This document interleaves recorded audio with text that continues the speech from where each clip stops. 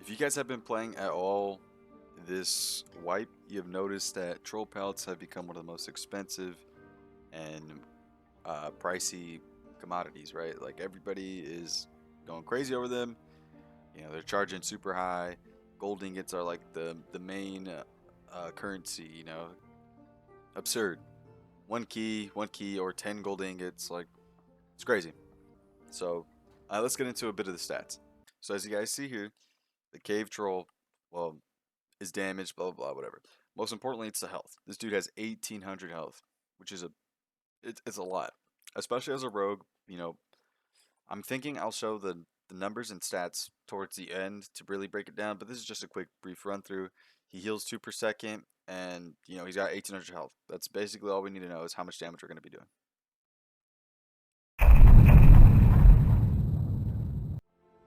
So I'll make this quick.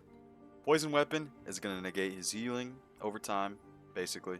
Jokester, going to give you 2 extra strength, which adds up to a lot of damage over time. Lockpick, so you can actually loot the chest after you kill the goblin or cave troll. And double jump, primarily just to traverse. Sometimes it can help you evade his moves, but other than that, it's basically just to get to the cave troll, and you're fine. Rupture, more damage over time, and hide. It's going to be helpful. But yeah, you can change up any of these perks, but I think this damage output is what's going to get it for you the most.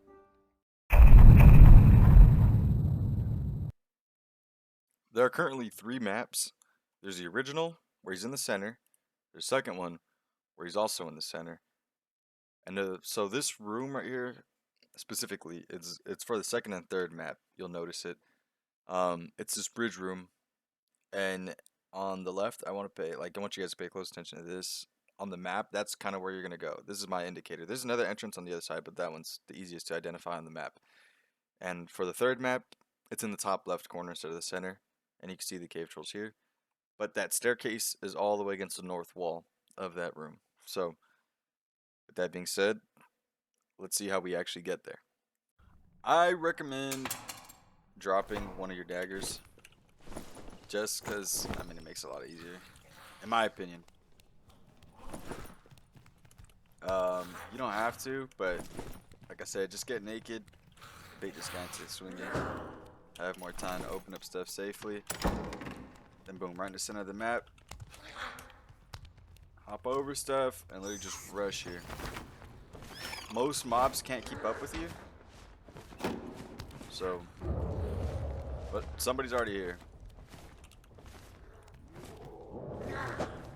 Oh, let's find out.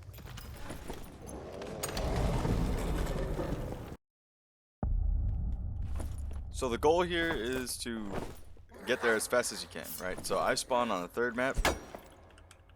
So luckily, he's like right here, right? This is actually one of the luckiest spawns.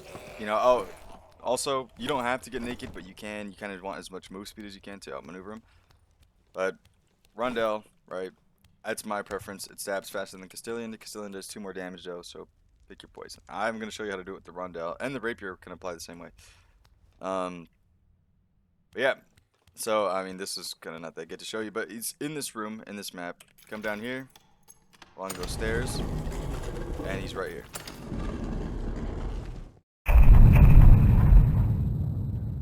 So, a little tip when fighting him, approach him kind of diagonally. If you come straight on, I'll show you. You're too far, he'll scream, and this is what your hide is for. So, as long as that debuff is active, he will do a rush attack, and he'll get at you. So, when he screams, cut to the side, right, and start the fight. Boom. So, if you're unable to hide when he screams at you and you keep too much distance, he'll rush at you with the 50-50 of it either being a low attack or a high attack. The low attack, you can attempt to jump over. The high attack most likely will result in you getting killed. I say just jump. It's worth the risk. I mean, if you die from it, you die from it. But this is why you kind of want to avoid getting into a... Well, you don't want to create too much distance between you and the cave troll. So as I was saying before, he has all these attacks, right? The most common you're going to be seeing are the ground shake, the regular attack, and the regular attack splash. The initial, I would say, is that ground shake. Uh, it's the two-handed super attack. You know, that's the one where you want to clear distance and you want to avoid at all costs. The best way to do it, just step back. So you move full speed, forward and sideways, not backward. So I don't advise backpedaling away from him. The second attack is kind of like that sweep that goes for your feet, it looks like. You just have to move left away from him. Um, I like to jump out the way. You don't have to. Don't double jump because then you get slowed. I mean, it doesn't really matter. It's pretty easy to evade. So sidestep and then quickly come in with the 2 stabs to his hand. All right, so that's important. You want to emphasize the 2 stabs there. That's how you're going to be proccing a lot of your poison. Also remember not to stand too close to him after you evade left from that little sweep. If you stand too close, he'll just bonk you in the head right after. And his third and most common attack is the one-handed slam. So this one is, I think, where you get most of your damage from. You get 3 stabs here. You can engage with a stab to his head, 2 stabs to his hand. And so you basically just rinse and repeat this rhythm. Try to keep as tucked in as you can. If you don't, sometimes you may slowly lead him towards a wall and it becomes harder to evade his little side sweep, the regular attack. Then, he does that second carbuncle stomp that hits you in the head and destroys you. Walking along this entire wall, he won't aggro, like at all. You could do this, you go anywhere. People could come in here, and as long as you guys are on this outer rim, you should be fine. Also, another tip. Let's say I were to engage him, start fighting. Blah, blah, blah. I hurt him a bit, So, I start doing damage. But I get really scared of something and I hide. And if he stands back in the middle, he's full health again. So, as rogue, don't invis, like as a retreat tactic that will reset his health. Yeah, you just do this rhythm, get this down. Remember, step back, move in. This is a 3-piece. He's able to sweep, wait, 2 stabs, boom, wait, 2 stabs. Have your rupture on, 2 stabs. Or like this guy in the corner. So you can deactivate him too by just stepping out.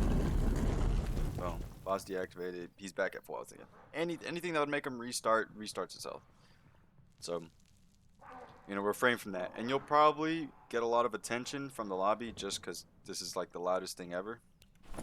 So, good luck.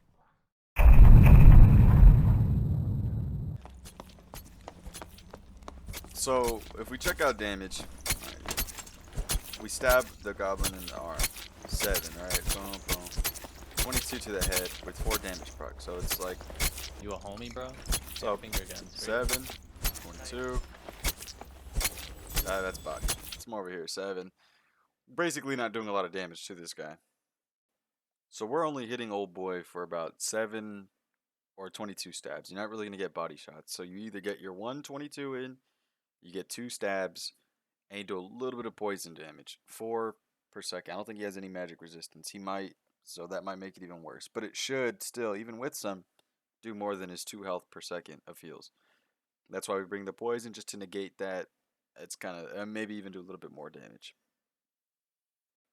Regardless though, here's a little bit of footage of, I guess, the entire boss fight. You can see how many stabs it takes. It takes a little while, but it's not the worst. It's not the end of the world. Yeah, good luck to you guys.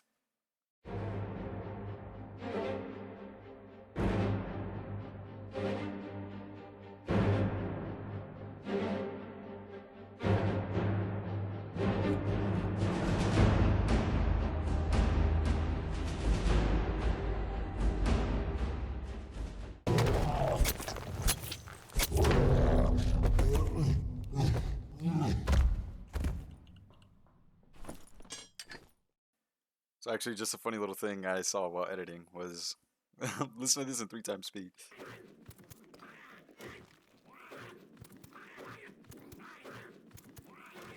All right, bye.